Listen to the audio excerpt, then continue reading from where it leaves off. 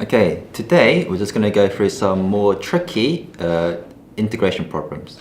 So this video is going to be on the premise that we already know how to integrate, and we know and learned some of the rules such as the reverse chain rule and integration by parts and substitution. Okay, so we're going to go through integration by parts. We're also going to look at some looping ones and the reverse chain rule, trying to integrate more difficult trig terms, and finally some substitution. Okay, so if we move straight ahead, so the first one we're going to go through is integration by parts. Hopefully by now we all know how to, or we are very familiar with this formula. So it's just a matter of just looking at some more difficult questions. Okay, so if we start off with something very simple, such as this x times the sine x dx. So when we do integration by parts, we generally want to try and reduce one of these functions into a constant. Okay, so in most cases, IU will be just x. Okay, and that means our v prime will be the other function, which will be sine x. Okay, differentiating IU, we'll get u prime, and that's just going to be 1. And our v prime, or that's just, sorry, our v, that's just going to be minus cos x. Okay, so if we were to look at this equation, just following this formula, our uv will be our minus x cos x. And we're going to have negative minus the integral of v u prime. So that's going to be minus cos x. There's a minus, so I'm going to turn this into a plus. So cos x times our u prime, which is just 1. So it's just going to be cos x, like such. Okay, so if we're to integrate this, then it'll be minus x cos x. And integrating cos x, hopefully we know that's just going to give us plus sine x. And then we have our constant plus c here. Okay, so starting off with something relatively simple, this is how you'd go about integrating this term. Okay, so if we were to look at something a bit more tricky, so for example, if we were to look at maybe x squared times ln x. Okay, once again, the difficulty is just trying to understand which one our u is going to be.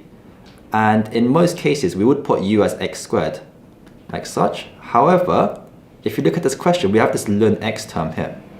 So we can't really differentiate integrate ln x. So in this case, instead of our u being x squared, we're going to put our u as equal to the ln x. And therefore our v prime is going to be x squared. Right, if we're to differentiate our ln x, we'll just get 1 over x. And integrating our v prime, v, we'll get x cubed over 3. Using this integration by parts formula, we'll end up with uv, which will be x cubed over 3 ln x, minus the integral of v u prime, so it's going to be x cubed over 3 times 1 over x. Just integrating this part, well, we can simplify this, so it's going to be negative. We're going to be left with x squared over 3 dx. And that's going to leave us with the whole integral will be x cubed over 3 ln x minus x cubed over 9 plus c. Okay, so whenever you are met with a ln x term when you're integrating, always set that as our u. Okay, in other cases that we would naturally set x squared as our u, but if we have an ln x here, be sure to make that as our u. Okay, so that's some of the key points. If we're looking at a more difficult question, another difficult question would be this e to the 2x times sine 3x. Once again, it's trying to understand what our u is going to be, and it's not very clear in the very beginning what we could set u as. So let's just set u as our e to the 2x. And therefore u v prime, that's going to just be sine 3x. Differentiating a u, we'll get u prime, that's just going to be 2e to the 2x. And integrating our v prime, we're going to get negative 1 over 3 cos 3x. Following this formula here, we have our uv, so uv would be negative e to the 2x over 3 cos 3x minus the integral of vu prime. V has a negative here, so I'm going to put it as plus straight away. So plus the integral of v will be 1 over 3 times u prime, this is 2e 2x, so 2e to the 2x over 3 cos 3x dx. Once again, we have two more functions of x, so we're going to have to do integration by parts again. So over here, let's set a u. Let's set it as 2 over 3 e to the 2x. And v prime, that's going to be cos 3x, the other function. If we differentiate our u, we'll get 4 over 3 e to the 2x. And our v, well, that's going to be 1 over 3 cos 3x. Sorry, not cos, sine 3x. Okay, so applying the formula again, well, this term is going to bring down. So we're going to have plus uv, so that's going to be 2 over 3 e to the 2x times this v term. So straight away, that's going to be 2 over 9 e to the 2x sine 3x minus the integral of vu prime. So straight away, that's going to be 4 over 9 e to the 2x sine 3x dx. We're still left with two functions of x, okay? So this is what we call a loop, okay? So the integral is looping. So if we keep doing integration by parts, all we're going to do is keep looping and looping and looping. So what we should understand is, well, this term here is very similar to our original integral here, okay? So in fact, it's exactly the same apart from this 4 over 9. So if we were to label this integral, original integral, let's call this one I, like such, then this integral here, well, we can say it's going to be negative 4 over 9i. Because they're the same integral apart from this constant 4 over 9. Okay? So the reason why we do this is, well, because, sorry. So the reason why we do this is because, well, the original integral we're doing is I, right? So Ri is equal to all these terms. So negative e to the 2x over 3 cos 3x plus this term here, if we bring that down, plus 2 over 9 e to the 2x sine 3x minus this 4 over 9i. Okay, so that means if I was to bring this I, 4 over 9i, to the right hand side, okay, so if I were to bring it to the right hand side, we'll be left with 13 over 9i is equal to negative e 2x over 3 cos 3x plus 2 over 9 e to the 2x sine 3x. Okay, we just want to be left with this I, so dividing this whole term by 13 over 9 will mean we have 9 over 13 on this side, and we'll have this whole term, negative e to the 2x over 3 cos 3x plus 2 over 9 e to the 2x sine 3x, and then plus RC. Okay, so this is an example of a integration by loop, okay, because we're going to keep integration by parts and we're going to keep getting the same loop. So we just label it I and then rearrange for I later on. Okay, so whenever you see this, just make sure, just try and identify or see if it keeps looping or not. Right, so that's integration by parts. So we're now going to move on to a bit of reverse chain rule. Okay, so for the reverse chain rule, what we need to identify, or what we need to try and notice, are these patterns. Do we have the derivative times its function, or do we have the derivative of the function over the function? In which case, it's going to be one of either of these two formulas. So let's just try and see how this works. Okay, so the first integral is 4 sine x cos x over 10 minus 8 sine squared x. That should be a dx here. At first glance, it seems very hard to see how we're going to go about integrating this. But if we look carefully at this sine squared x term here, okay, if we look very carefully at this term, okay,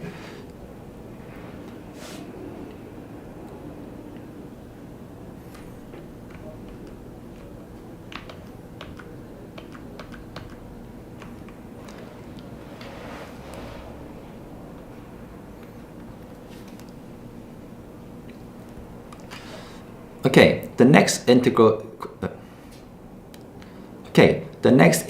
we're going to look at is the reverse chain rule.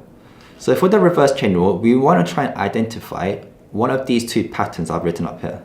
So either the derivative of the function times the function to the power of n, or the derivative of a function over that function is going to give us one of these two integrals, okay, the answers. So that's what we're going to try to find. So let's look at the first question here. There's 4 sine x cos x over 10 minus 8 sine squared x. At first glance, it seems kind of tricky and we don't know like where to start. But if you were to look at this sine squared x here, if we were to differentiate sine squared x, like such, well, using the chain rule, we'll end up with 2 sine x cos x, okay? And if you look at the numerator of this fraction, it seems to be very similar apart from this is a factor of 2 times by 2. So this is an example of the second equation here, or the second formula. Okay, we have the derivative of a function over that function. So what we can say is let y equal to ln, this is going to be ln of the function. So ln, the function being the denominator here. So the whole denominator, 10 minus 8 sine squared x. The reason why we do this is because if we were to differentiate this y term, dy by dx, we're differentiating a ln term, we always get a fraction with this function always on the denominator and the derivative of this function on the numerator. So differentiating 10, that just disappears because it's a constant. And it's minus 8 sine squared x. Well, we differentiated this sine squared x earlier on, right? So we just have to times it by this negative 8. So we should get negative 16 sine x cos x, like such. We now go about comparing this dy by dx term with our original integral. And you can see it's very similar, apart from now it's the constants, where there's a 4 here, and we have a negative 16 here. So we want to get rid of this negative 16 or reduce it to 4. So what we do is in our y term here, we just times it by minus or divide it by 4. So 1 over 4. That way, if we were to differentiate this now, we would get the same term as we got for the original integral. We are making the integral. Rather than trying to integrate it, we're trying to make the integral by differentiating. Okay, so the integral of this term here will just be our y term here plus our c. Okay, so the hot tricky part is trying to see, do we have the derivative over the function? If we do, then it's going to be some constant times the ln of the function plus c. Let's look at the different reverse chain rule questions. So let's take a look at this sec to the power of 4x tan x. Okay. Once again, this may seem a bit tricky, but what we should understand is, well, if we were to differentiate sec x or secant x, we would get secant x times tan x. So this integral here looks kinda in this form, right? Okay, it said this is to the power of 4, this is to the power of 3. So I can rewrite this as secant x tan x times by secant to the power of 3x dx. Okay, and as you can see, this is the integral of, or this is the derivative of this original function. Okay, raised to the power of n. Okay. If that's the case, then we know that we can say, or let y equal to this function, in which case that'll be secant to the power of 3, but we add 1 now, so secant to the power of 4x, like such. Okay? And if we were to differentiate this function, well, we would get, using the chain rule, the 4 will come to the front, so first 4 times secant cubed x times secant x tan x. Simplifying this a bit, we get 4 secant to the power of 4x multiplied by tan x. And you should notice that this term we get and the term original integral term we have is very similar once again, except now we have this 4, which we don't want, so to our y, we divide it by 4. Okay, or times it by 1 over 4. So our final answer will be this y is equal to 1 over 4 secant to the power of 4x plus c. Okay. Right, a couple of other more trig terms to integrate using the reverse chain rule is these four. Okay, these four should be given to you in the formula book here, but it's good to derive them. So let's go about trying to derive each one. Right, the best way we should do it is reduce this into sine and cos. Cotangent, we know, is just cos x over sine x. Okay, and this, once again, looks very similar to our derivative of the function over the original function. In which case we can say, well, let's let y equal to the natural log of sine x. Why? Because if we were to differentiate this, we'll get sine x on the denominator, differentiating sine x, that'll be cos x, and that goes straight to the numerator. And this derivative term is the same as this integral term here. So the integral of cot x will just be our y value here, which is ln sine x plus c. Okay, all of these four have the same method. So once again, let's try this tan x. So tan x is going to be sine x over cos x dx.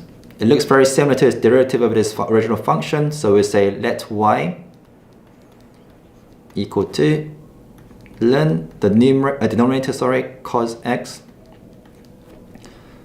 If we differentiate this now, dy by dx, we'll have cos x on the denominator. Differentiating cos x will get negative sine x on the numerator. We now go about comparing our dy by dx term with this original sine over x term, and you can see that's just a negative sign, which is different. So this tan x integral is just the negative of y. So negative ln cos x plus the c. We'll look at now the secant term and the cosecant term as well. So secant, now these two terms are a bit more tricky than the cotangent and the tangent ones. So what we're going to do is, it might be very hard to identify what our y should be, okay? In this case, it's going to be the natural log of secant x plus tan x. Okay, this might seem very tricky, okay? But let's go about just showing why it's the case. Because if we were to differentiate this dy by dx, well, we know differentiating natural log terms, the function goes straight to the denominator, secant x plus tan x. And now we just have to differentiate this term here. Differentiating secant x, we get sec x times tan x. And differentiating this tan x term, we'll get plus secant squared x. This looks very messy, okay? So if we were just to simplify this, or they all have secant terms at the top, so we can factorize the secant term, and we're left with tan x plus secant x, and that's over secant x plus tan x. What you now notice is, well, these two are the same term, so we can reduce it or cancel it, and we're left with just secant x, which is the original integral we wanted, okay? So the integral of secant x is just ln secant x plus tan x plus c. Okay, so the last one I'm going to do is this cosecant x, okay? So this is another tricky one, so we're going to let y equal to the natural log of cosecant x plus cot x. If we differentiate this, we would get cosecant x plus cot x in the denominator. Differentiating cosecant x, we get minus cosecant x cot x. And differentiating this cot x, we get negative cosecant squared x. If we were to go about now factorizing the numerator, taking the cosecant out, or let's take the negative out as well, so negative cosecant x out, we'll be left with cot x plus cosec x. Okay, and that's all over cosec x plus cot x. You can see that now that these two terms can cancel, and we're left with negative cosecant x. Okay, so if we could compare this term with the original integral, well, the only difference is this negative sign. So this is going to be equal to negative our y value, which is ln cosecant x, sorry, I'm going to write it underneath, plus cot x. Okay, so this secant x and cosecant x integrals are very tricky to see or identify straight away, but this is how you go about proving it. Right, and the last one I want to do is this 4 raised to the power of 3x, okay? This is another way, or we use the reverse chain rule for this as well, okay? So what we do is we let y equal to 4 to the power of 3x, the same thing, okay? Because we can now differentiate this. Hopefully we can differentiate this. The way we go about differentiating, well, let's write this in terms of e, or exponential. We can write it as e raised to the power of ln 4 to the 3x. Because these two terms will cancel out and we're left, it's the same thing. The reason why we do this is because we know how to differentiate exponential terms, okay? So it's a bit easier for us. So if I were to rewrite this as well, e, and using the power rule, or one of the log rules, we can bring this 3x to the front. So it's going to be 3x ln 4. Now we can go about differentiating the exponential term, because we can differentiate this power, or the raised power term here, and that's going to leave us with 3 ln 4, and we're going to have e to the power of 3x ln 4. This I can simplify a bit more. We're going to have 3 ln 4 e to the ln 4 to the power of 3x. These two terms will cancel out and we're left with 4 to the power of 3x times 3 ln 4.